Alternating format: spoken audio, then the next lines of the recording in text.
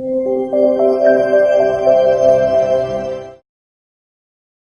yo espero que Dios en esta noche realmente hable a tu corazón y que usted le dé la oportunidad que Dios lo ministre como me ministró a mí. Quiero hablarles en esta noche acerca de 3 verdades que tengo que vivir. Diga conmigo, 3 verdades. 3 verdades que tengo que vivir. Uno de los hombres más increíbles que usted puede encontrar en la Biblia dejó una palabra en su libro, Nahum, capítulo 1, verso 7, que dijo: Jehová es bueno. En una iglesia normal dirían amén. Jehová es bueno. Fortaleza, mire lo que dice ahí, en el día de la angustia. De los aquí presentes quisiera preguntar cuántos han pasado alguna vez en su vida por un día de angustia. Levante su mano. Qué bueno. Jehová es bueno, fortaleza en el día de la angustia y conoce a los que confían, ¿qué dice ahí? En Él. La Nueva Versión Internacional, cuando lee este versículo, dice: bueno es el Señor y es refugio en el día de la angustia y protector de los que en Él confían. Torres Amat, cuando lee este versículo, dice: bueno es al mismo tiempo el Señor y consolador es de sus hijos en tiempos de la tribulación, y conoce y protege a los que ponen en Él, ¿qué cosa? Su esperanza. Para los tiempos que vendrán, yo quiero decirle que las verdades de Dios no están para sencillamente leerlas en la Biblia. Las verdades de Dios están para ser vividas. No son filosofías ni pensamientos de hombres. No son filosofías de hombres ilustres que podemos o no creer. Yo puedo o no creer ciertos hombres. Yo puedo creer o no creer ciertas filosofías. Yo puedo abrazar ciertas filosofías y decir que estoy de acuerdo con ellas. Pero las verdades de Dios no son filosofías, no son pensamientos de hombres ilustres que podemos o no creer. Son verdades incuestionables, de peso propio, que están ahí frente a nuestros ojos para ser, ¿qué cosa? Experimentadas. Hace muchos años atrás empecé a abrazar la Biblia y la abrazaba por la noche y por la madrugada diciendo: yo necesito vivir lo que dije aquí. Ya no me alcanza con lo que me dicen, yo necesito vivirlo.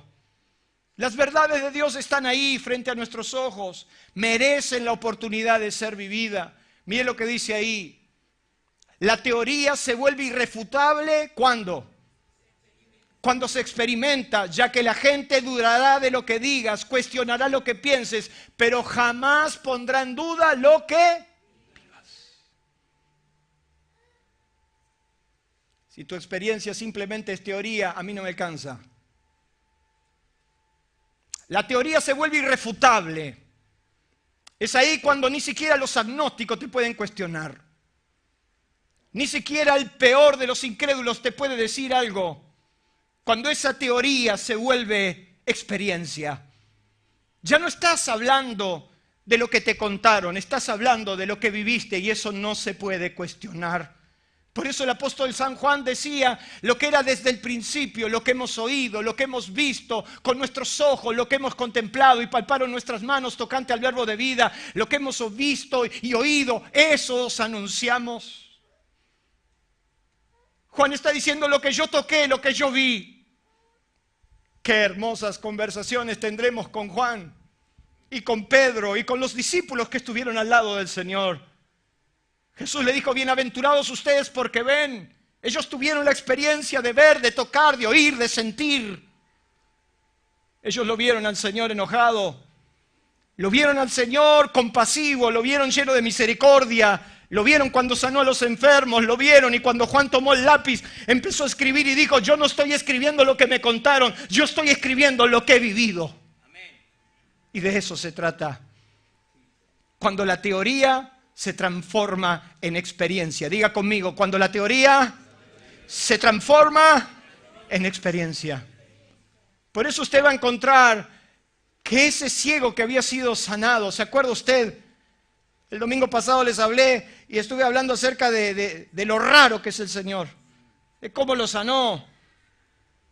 Jesús dice que utilizó un método que usted, no voy a entrar en el detalle, no le voy a hacer el cuento de cuando ¿verdad? Cuando hizo el poxipol para sanarlo. Pero lo cierto es que cuando Jesús lo sanó, ese hombre vio y entonces todos le empezaron a decir, ¿pero cuándo te sanó? ¿Pero dónde te sanó? ¿Cómo se llama el que te sanó? Mostrame los títulos del que te sanó. ¿Qué día te sanó? Porque hoy es día de reposo. Ese hombre no es de Dios y empezaron a cuestionar. Y entonces el hombre, en una sencilla respuesta, me impactó porque le dice, si es pecador no lo sé. Una cosa sé. Diga conmigo, una cosa. Una cosa sé, que había sido ciego y ahora veo. Eso es cuando la teoría se convierte en experiencia.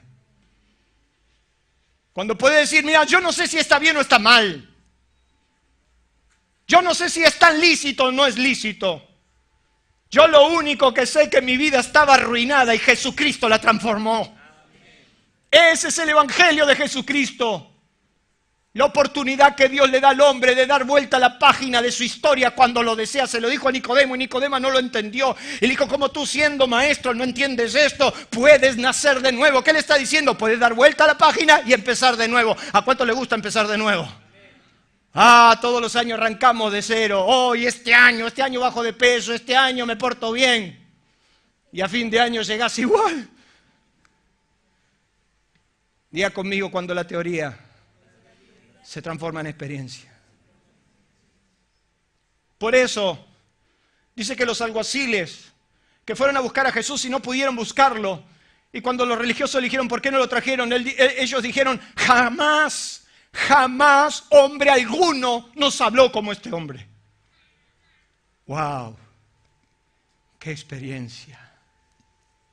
Ellos disfrutaron los dichos de Jesús. Ellos escucharon lo que Jesús les habló y quedaron impactados. Por eso, cuando el Señor empieza a tratar con nuestras vidas y empieza a hablarnos, tu vida es transformada. Yo no creo en la gente que me dice que Dios está tratando con ellos y su vida no son transformadas, porque hay una experiencia que te revoluciona, te hace distinto. No sos el mismo, no orás de la misma manera, no tratás a tus hijos de la misma manera. Sos distinto porque Dios te transformó. Mire lo que dice ahí. Hay instancias donde las verdades de Dios sobrepasan las experiencias cotidianas. Es como que nos sentimos frente a dos realidades, la de Dios y ¿qué dice ahí? Y la nuestra. Y tenemos que decidir cuál de las dos voy a aceptar como válidas. Lo que dice Dios o lo que tengo frente a mis ojos. ¿Usted pasó por alguna instancia de esta manera? Por un lado usted se enfrenta a la realidad de Dios. Por un lado usted abre la Biblia y usted interpreta lo que Dios le dijo. ¡Wow! Pero por otro lado usted se encuentra frente a su realidad y es como que son dos mundos. ¿A cuánto les ha pasado alguna vez? Es como que Dios dice que el que haya esposa haya el bien y alcanza la benevolencia de Dios. Y usted tiene eso al lado, que no se trata de eso, es otra realidad. Diga conmigo, es otra realidad.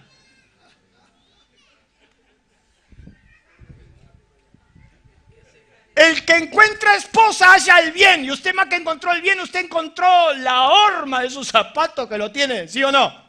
No. Dos realidades. De repente usted lee la Biblia que dice que Él es Dios tu proveedor. Y de repente usted se encuentra que la crisis está golpeando otra vez nuestro país. El martes entré al banco y encontré al gerente del banco contra la pared. Y un hombre que le decía, dame los dólares, dame los dólares. Y otra vez la crisis y todo el mundo hablando de crisis. Y todo el mundo hablaba del corralito y del corralón. ¿Usted sabe que viene el corralito? Qué chucho que tenés, ¿verdad? Y viene crisis y hay crisis y de repente usted lee la realidad de Dios y por otro lado está su realidad. ¿A quién le va a creer? ¿Qué verdad usted va a abrazar? ¿Será por eso que el apóstol San Pablo cuando habla de estas instancias, precisamente él dice que por fe andamos y no por vista? Fe no es lo que veo, fe no es lo que toco, fe no es lo que siento. Y entonces hay una instancia donde la realidad de Dios supera mi propia realidad. Y están esos dos mundos frente a mis propios ojos y no sé por cuál decidir. Quiera Dios en esta noche que elegís la realidad de Dios y no tu propia realidad. Porque por fe andamos, no por vista. Diga conmigo, yo no ando por vista. El apóstol San Pablo también decía, porque esta leve tribulación momentánea produce en nosotros un cada vez más excelente y eterno peso de gloria. Hay algunos que ya se están yendo de la tara, ¿verdad? Ya tienen demasiado peso de gloria. Es tanta la tribulación, usted le dice, pero quédate tranquilo, hermano, que la tribulación te da peso de gloria. Y uno dice, pero pará, ya estoy muy gordo, muy obeso de la gloria de Dios. ¿Cuántos desean y necesitan que las cosas cambien y que las cosas vayan bien? Pero dice Pablo, porque esta leve tribulación momentánea produce en nosotros un cada vez más excelente y eterno peso de gloria, no mirando nosotros las cosas que se ven, sino las que no se ven, pues las cosas que se ven son temporales, pero las que no se ven son eternas. Él decía que su experiencia era fuerte porque estaba atribulado en todo, pero no angustiado, en apuros, pero no desesperado, perseguido, pero no desamparado, y aún experimentando ser derribado, pero jamás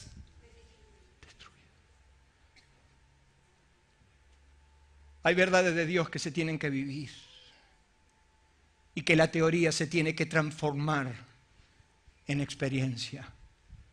Siempre me ha impactado cuando los discípulos le preguntaron a Jesús la razón por la cual este ciego estaba enfermo. Y le dijo, ¿quién pecó, este o sus padres, para que este hombre esté así? Jesús dijo, no pecó este ni sus padres. Este está así para que la gloria de Dios se manifieste en él. Argentina va a vivir la crisis que va a vivir precisamente porque es la perfecta oportunidad que Dios tiene de levantar tu vida. ¿Cuántos dicen amén? Denle un fuerte aplauso a Dios. Es la oportunidad de que Dios haga milagros, es la oportunidad que Dios haga algo.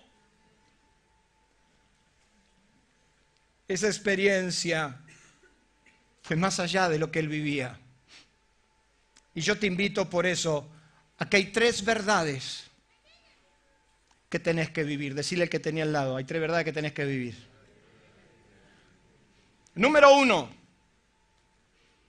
el profeta decía como primer verdad, la verdad que tenés que vivir.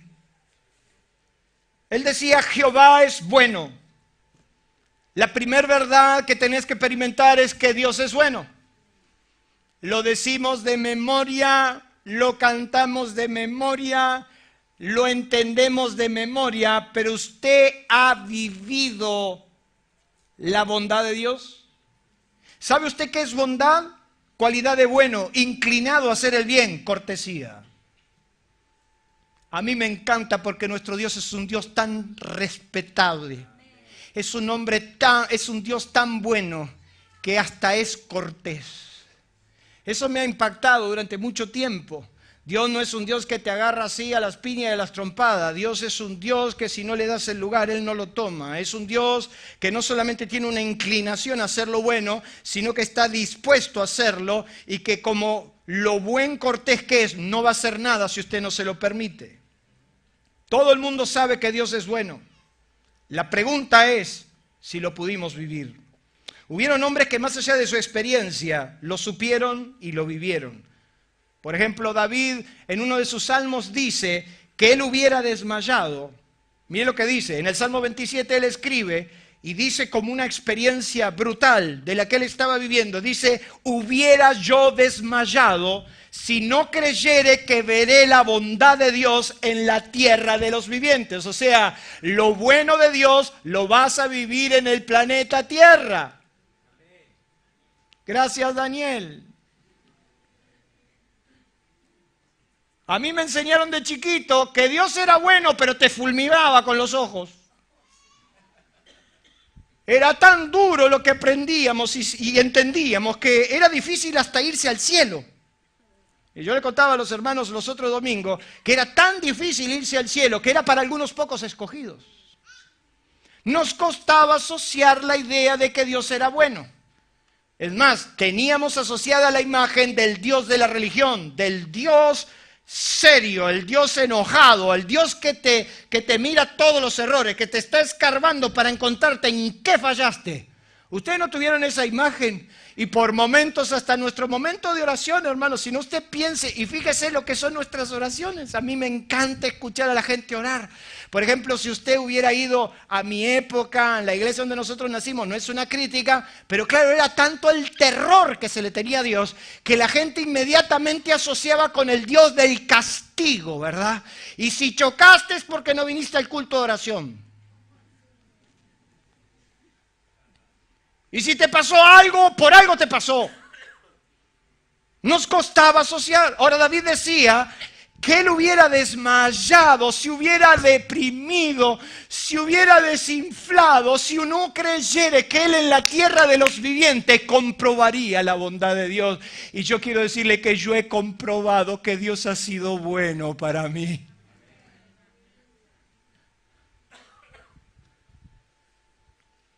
Una de las experiencias más fuertes que usted puede vivir junto a David son los capítulos 19, 20 y 21 de Primera de Samuel. Es más, lo veo tan cómodo que le invito a que abra su Biblia en Primera de Samuel. Capítulo 19.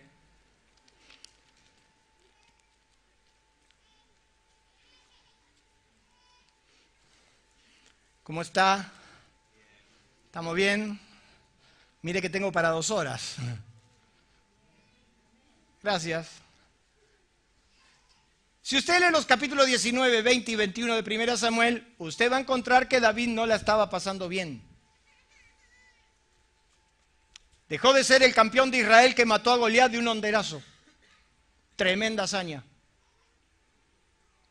Todo Israel perplejo porque este muchachito, con una hondera y 5 piedras, se enfrentó a Goliat. ¡Qué noche de gloria! ¡Qué lindo cuando te va bien! ¿Cuántos se ponen contentos cuando le va bien? Cuando algo te sale bien, ¿cómo te sentís? ¡Yes! Y de repente te sale algo bien y te sentís, tu autoestima se eleva, ¿sí o no? ¿A cuánto se le eleva la autoestima? Porque te salió una bien, al fin una buena. Había matado a Goliat y tuvo una noche de gloria. Diga conmigo, una noche de gloria. ¡Wow! Le cortó la cabeza a ese mono que medía más de 3 metros. Se la cortó con su propia espada y con una piedra lo tumbó boca al piso. Fue puesto delante de Saúl y hasta le dijeron que le iban a dar una de las hijas de Saúl. Ahí se puso más contento David. Lo más contento que se puso David es que lo exoneraban de impuestos. Bendito sea Dios. Si un día Dios te dice no vas a pagar más impuestos, ¿a cuánto le gustaría? Una vida total en negro.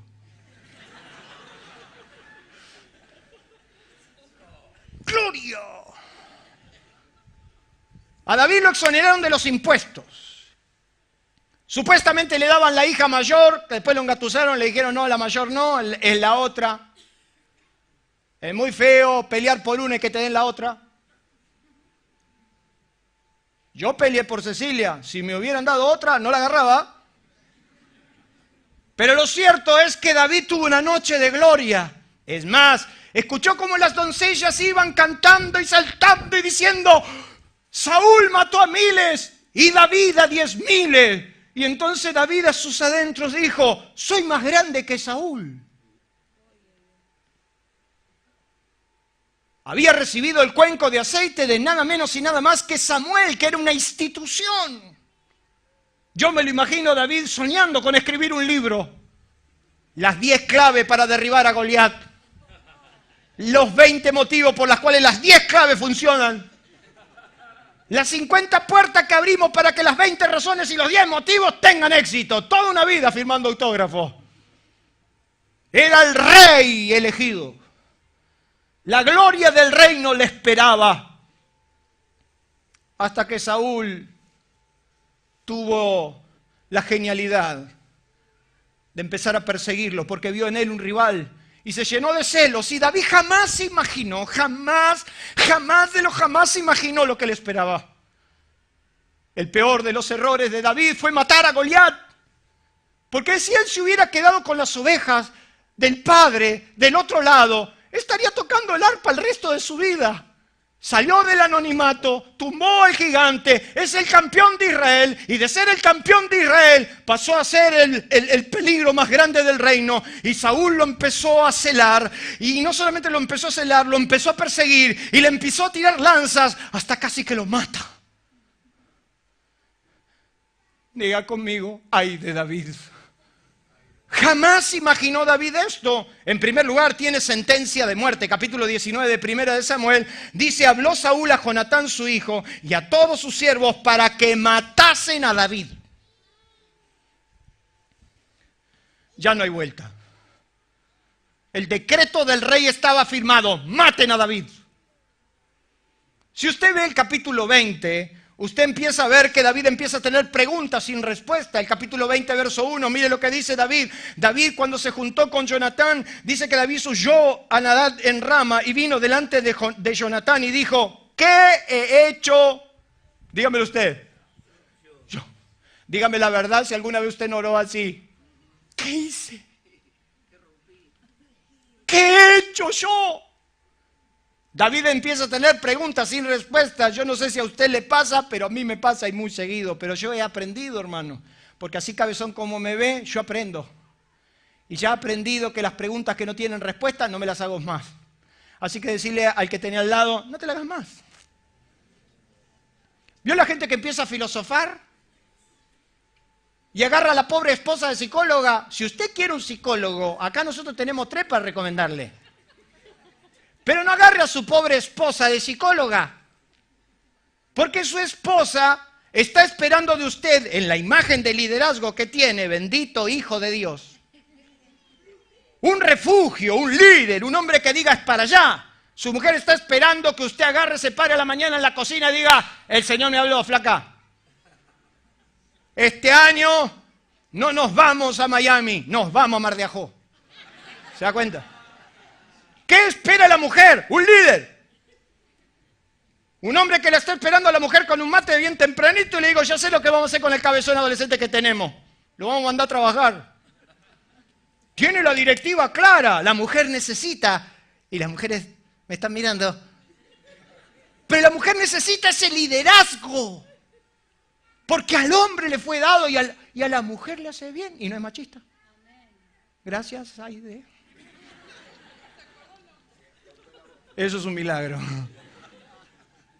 Sin embargo, de repente tiene a su esposo que en vez de ser el líder, el sacerdote, el padre, es la pasa de uva que tiene en la cocina, que le dice: mi amor, ¿y qué vamos a hacer ahora? ¿Y cómo se lo decís vos a la mujer si sos vos el que tiene que decirlo?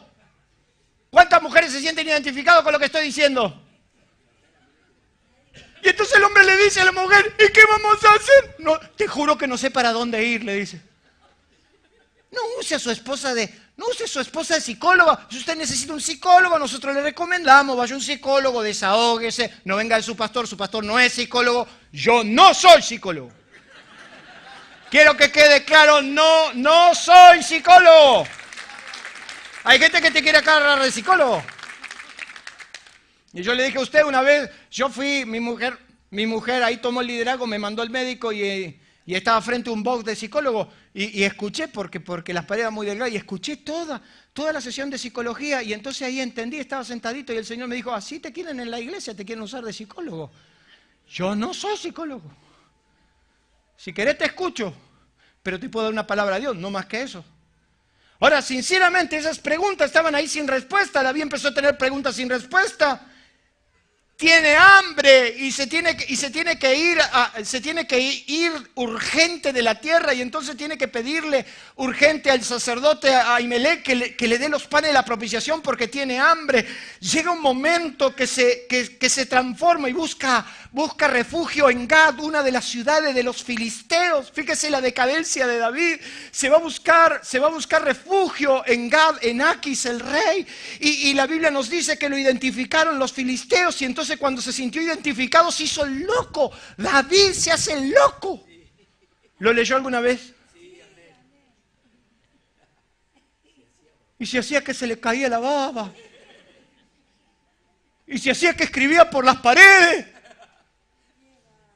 David, que era el ungido, que era el rey, que mató a Goliat, ahora es el prófugo muerto de hambre, que se hace loco para zafar.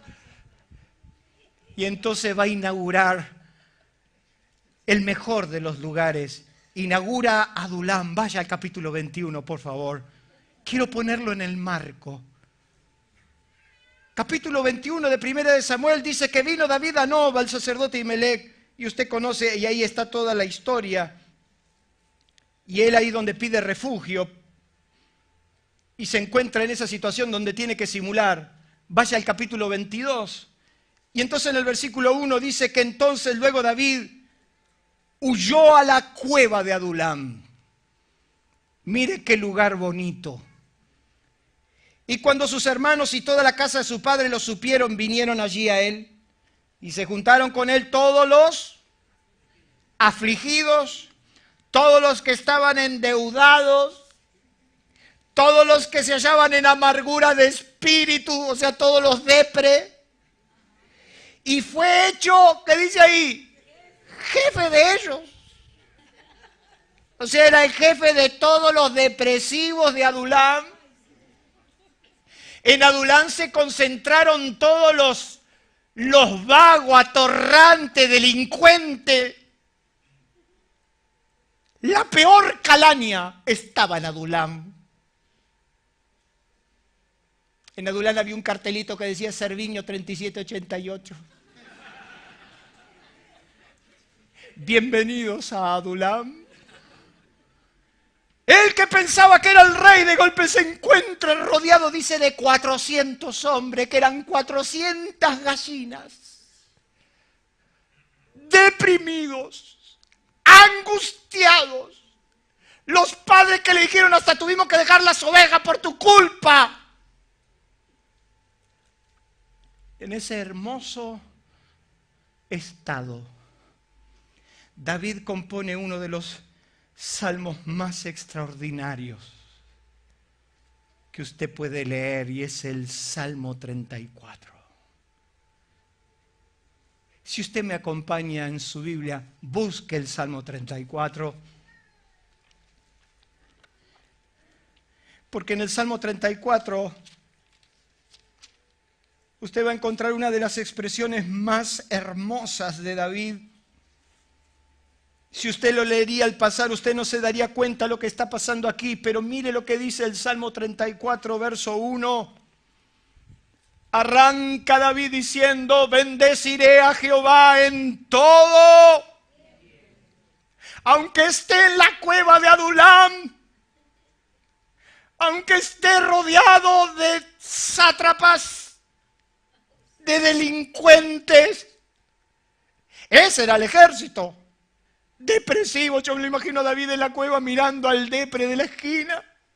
Ese atorrante vino a Adulam porque no tenía ni dónde ir, vino acá, no porque me seguía. Y David dice, bendeciré a Jehová en todo tiempo, su alabanza estará de continuo en mi boca. ¿Cuántos alaban a Dios por esto? En Jehová se gloriará mi alma, lo oirán los mansos y se alegrarán. Engrandeced a Jehová conmigo y exaltemos aún a su nombre.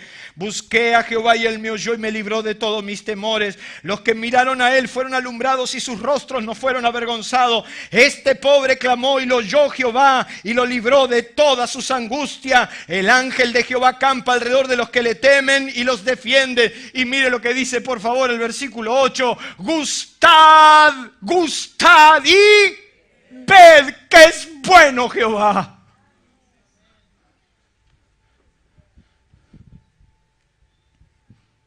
Experiméntenlo, aunque estés en Adulam. Gustad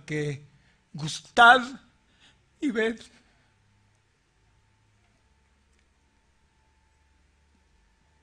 Aunque estés en Adulam, rodeado de lo que nunca quisiste ser,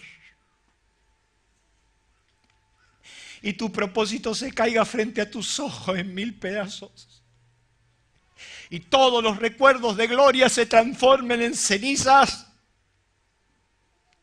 y hasta los que más amaste te abandonen, y hasta perjudicando a los que más quisiste y más amaste. Ahí en Adulam David decía: gustad y ved que es bueno Jehová, Dios no dejará nunca de ser bueno para vos. He pasado las experiencias más preciosas con Dios en Adulam, cuando nadie da un centavo por vos. Y cuando sos un perro muerto que se escapa de su rey. Lo único de bueno David que tenía es que había recuperado la espada de Goliat. Por si usted no lo sabe, David recuperó la espada de Goliat, la espada que le quitó al incircunciso, y nunca más se la quitó de sí. Es en Adulam donde podés experimentar que Dios es bueno para vos. Cuando te enfrentas a la realidad más cruda y la realidad de Dios. La realidad de Dios es que David seguís siendo mi rey. Y en el tiempo de Dios, David volvió a ser rey. Hay verdades que tengo que vivir y usted tiene que vivir que Dios es bueno para usted. Número 2, el profeta decía que no solamente era bueno Dios, sino que lo segundo que él decía, la segunda verdad, es que Dios era fortaleza en el día de la angustia.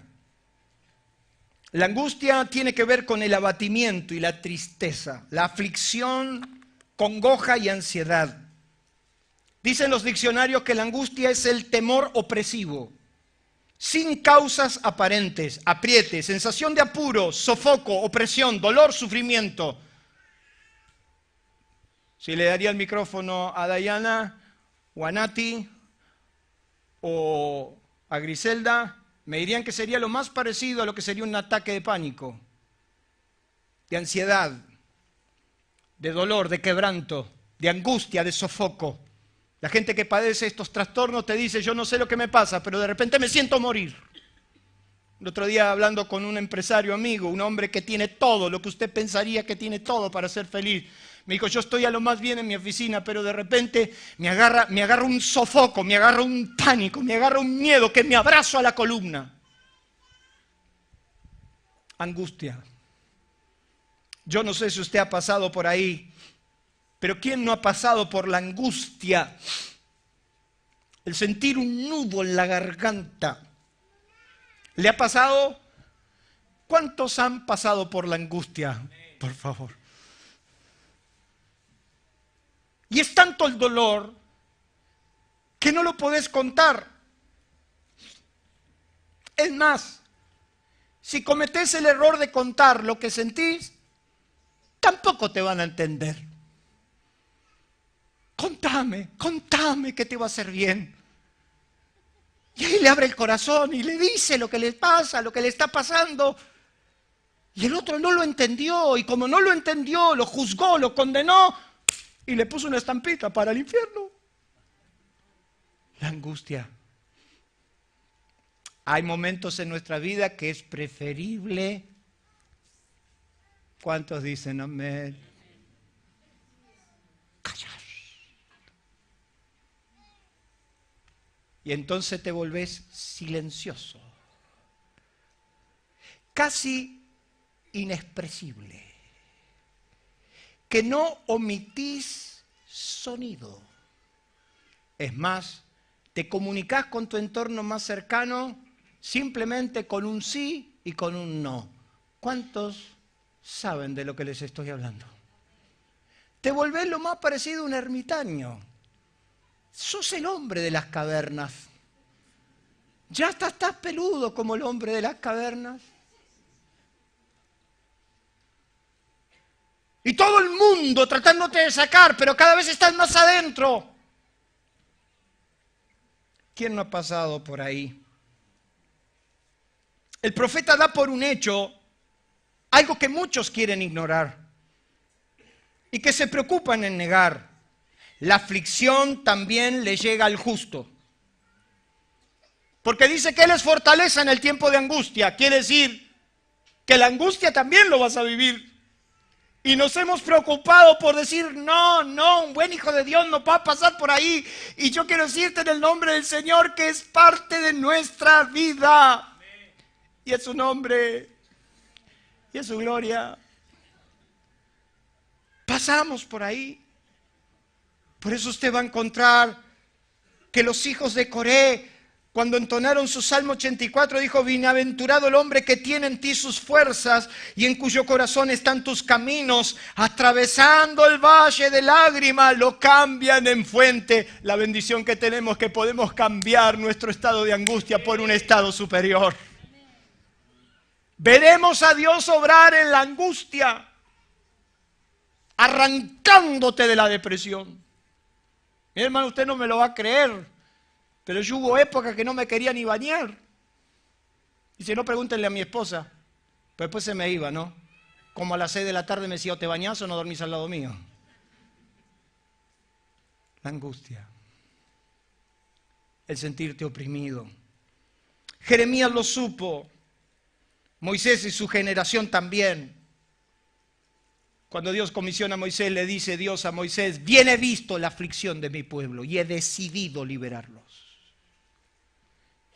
Quiere decir que la aflicción tiene un tiempo de ingreso y un tiempo de egreso y Dios decide cuándo salís. Denle un aplauso a Dios.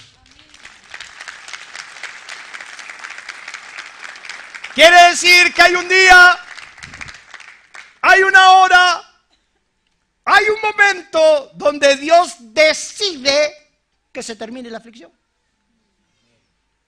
Y por más que usted haga o no haga, es tiempo de Dios. Yo no es que ahora soy un genio y antes era un tonto. Iba a decir un tarado, pero queda mal. No es que un día mágicamente las cosas te cambian porque sencillamente empezaste a hacer las cosas bien solamente, no. Es porque Dios decidió tu libertad. Y es un tiempo de ingreso y es un tiempo de egreso. Y Dios dijo, he descendido y he visto la aflicción y la angustia de mi pueblo. Y he decidido que lo voy a liberar. Aunque me tome 40 años. Y aunque Dios le tome 10 años, Dios te va a sacar. Hace poco una pareja muy querida por mí sufrieron la tragedia de perder un hijo. Ellos vivieron un momento muy doloroso. Y hace muy poquito, estando con ellos, cenando, nos fuimos con mi esposa para estar con ellos, la miré a la mujer y le dije, yo te quiero decir algo. Por más que los médicos te dicen que ya no puedes tener familia, yo los veo embarazados. Y el viernes levantó la copa conmigo y me dijo, quiero festejar porque estamos embarazados hace 3 meses.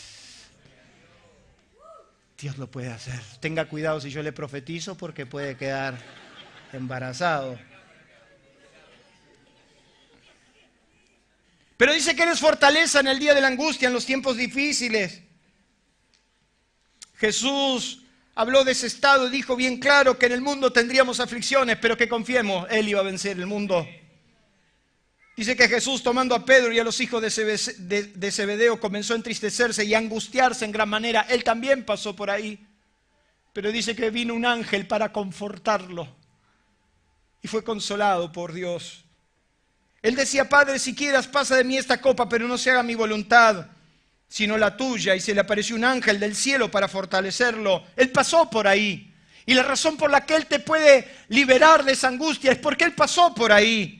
Pablo lo dijo 1 y 1000 veces, pero no tan claro como a los corintios cuando les dijo, bendito sea el Dios y Padre de nuestro Señor Jesucristo, Padre de misericordia y Dios de toda consolación. Dios es el Dios que puede consolar tu dolor más profundo. Padre de misericordia, Dios de toda consolación. ¿Eso sabe qué significa? Que Dios no solamente puede consolar tu dolor, porque los dolores, mire, cada uno tiene la suya y cada uno tiene su medida. Jeremías decía, no hay dolor como mi dolor. Su dolor no es mi dolor, pero su dolor es el más grande y el mío es más grande que el suyo. Yo tengo un dolor que usted no tiene. La suegra que me tocó, a usted no le tocó. No hay dolor como mi dolor. ¿Se da cuenta? Ahora, su medida es diferente a la mía, pero es su dolor. Y Dios es un Dios de toda consolación.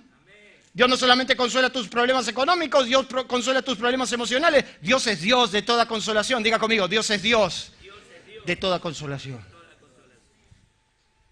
Pero cuando Él te consuela, es porque las fuerzas vienen de Dios. ¿Sabe qué es fortalecer? Hacerte más fuerte y vigoroso.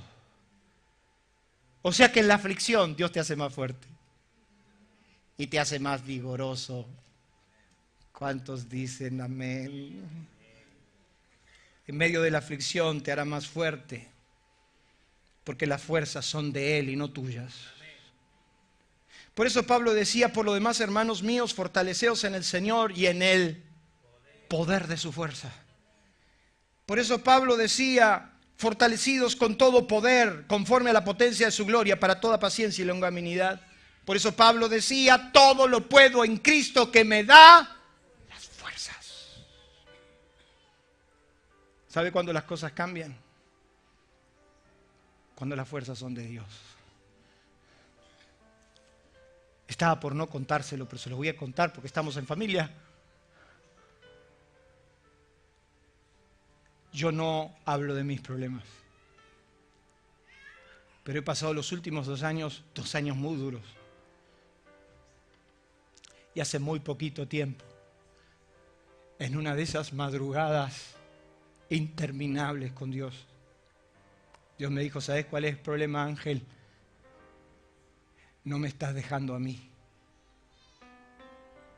Todo lo que te esforzaste y todo lo que hiciste vos no sirve de nada. Deja que lo haga yo. Y Dios necesita que usted hoy le entregue el mando a Dios para que las fuerzas sean de Él. Y entonces vas a sentir que las fuerzas de Dios te arrastran. Y de golpe te vas a levantar con ganas. Y vas a decir, ¿de dónde vinieron estas fuerzas? Alzaré mis ojos a los montes. ¿De dónde vendrá mi socorro? Mi socorro, mi fuerza viene del Señor. Cuando las fuerzas no son tuyas y las fuerzas son de Dios.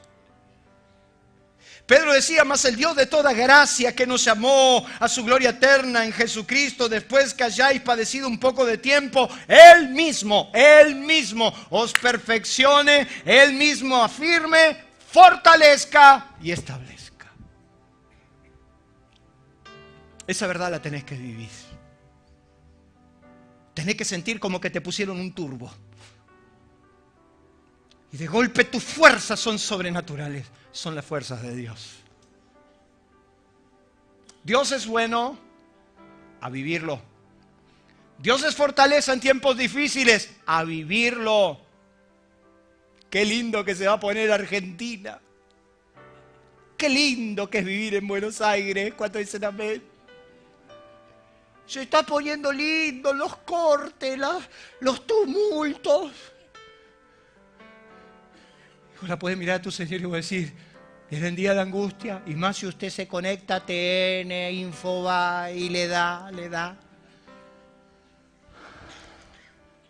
Diga conmigo, se va a poner lindo. Pero las fuerzas no son nuestras, son de Dios. Y por último, ser conocidos. El profeta dijo que Él conoce a los que en Él confían. ¿Me da 10 minutos más? Por más que Jorge esté acá, me lo voy a tomar. Dice que Dios conoce a los que en Él confían. Cuando vemos el encuentro de Simón con Jesús, Jesús le dijo a Simón, vos sos Simón, caña frágil. Sin embargo, haré de ti que seas una roca. Quiere decir que lo conocía. Jesús conocía a Pedro y lo conocía tanto que supo que iba a flaquear. Por eso la preocupación tan fuerte de Jesús cuando dejó un ángel que diga, díganle a Pedro que los espero a Galilea después de la resurrección. Por eso usted va a encontrar el encuentro de Jesús con Pedro cuando le dijo en 3 ocasiones si lo amaba. Y añadiendo todo le dijo, sígueme. Qué interesante es notar que Jesús sabía esencialmente quién era Pedro y lo que tenía en su corazón. A pesar de lo que muchos pueden hablar de él, hubieron 2 hechos impresionantes que usted puede notar en su Biblia que me hablan del corazón de Pedro. En primer lugar, usted puede encontrar lo que fue la pesca milagrosa. Y usted lo va a encontrar en Lucas capítulo 5. ¿Se acuerda? La pesca milagrosa. Cuando habían trabajado toda la noche y no habían logrado nada. Y entonces dice que Jesús, rogándole a Pedro, le pidió por favor una oportunidad. Y dice que cuando Jesús le dijo a Pedro, boga mar adentro y echad vuestras redes para pescar, Pedro dijo, hemos trabajado toda la noche y nada hemos logrado, mas en tu palabra echaré, ¿qué cosa? La red. ¿Qué está diciendo Pedro? Yo te creo. A pesar de que no lo vea y a pesar de que no estemos viviéndolo, yo creo que puedo tirar otra vez la red y puedo sacar peces. La noche de la tempestad, que Jesús vino a él caminando, a ellos caminando sobre el mar. ¿Quién fue el que dijo, si eres tú, manda que yo vaya y camine por las aguas? O sea que Pedro, él confiaba en Dios. Arrebatado, póngale el título que quiera. Enséñeme de Pedro lo que quiera, pero el único que se atrevió a bajar de la barca fue Pedro. El único que dijo, yo no veo nada, pero en tu palabra echaré la red. ¿Quién fue?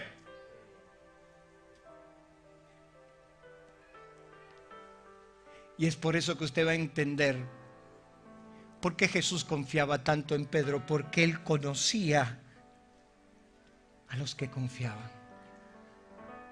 Sabe que a pesar de nuestros errores, Dios sabe que vos confiás. Dios dice, mirá, Luisito es un buen muchacho, Lucho. Tiene la metida de andar de vez en cuando, pero él confía en mí. ¿Sabes, Lucho, Martín, Néstor, Gustavo, David, Willy? Que Dios puede decir, yo sé que tiene errores, pero yo sé que Él confía en mí. Y usted mañana a la mañana cuando se levante, usted va a decidir confiar en su Dios. Y eso Dios lo sabe. Y Dios va a honrar tu fe. Hay verdades que se tienen que vivir. Y cuando Moisés tiene que despedir a su pueblo, le dejó algo digno de considerar. Las cosas secretas pertenecen a Jehová nuestro Dios. Hay cosas que son secretas y no nos fueron reveladas. No me haga más seminario para ver de qué color tenía el pelo Jonás antes de perderlo. No le busque la vuelta donde no la hay. No busque y hay que ver los 7 cuernos, las 20 vacas y todo eso. No busque eso, pero hay cosas que son reveladas. Todo lo que está acá fue revelado. Y mire lo que dice Moisés, por favor léalo. Las cosas secretas pertenecen a Jehová nuestro Dios. Ahí no hay problema. Los secretos de Dios, si Dios no te los revela, no te preocupes porque son secretos. Pero dice que las cosas secretas pertenecen a Jehová nuestro Dios. Mas las reveladas son ¿para quiénes? Para nosotros. Las promesas de Dios no son para los que no creen. Las promesas de Dios son para nosotros. Diga conmigo, para nosotros. Las cosas reveladas son para mí. Y yo las quiero vivir. ¿Cuántos dicen amén? Yo las quiero vivir. Todo lo que te fue revelado está frente a tu vida para que lo vivas. Y ese es el desafío de eso se trata. ¿Qué dice ahí? Por favor, léalo. Los que quieran vivir las verdades de Dios, pónganse de pie. Dios necesita verlo de pie.